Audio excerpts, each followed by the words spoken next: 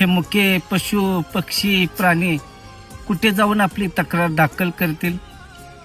यांच्यावरती झालेल्या अन्यायाचा असा कोणता कोर्ट आहे जे त्या कोर्टात जाऊन न्याय मागतील? असा कोण आहे जो यांच्यासाठी केस लढेल?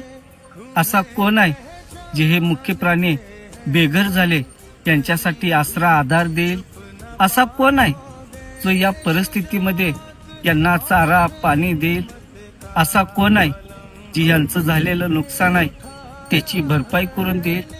असा कोण आहे जो हे मेल्यानंतर त्यांच्या डोळ्यात पाणी येईल, त्यांना वाईट वाटेल?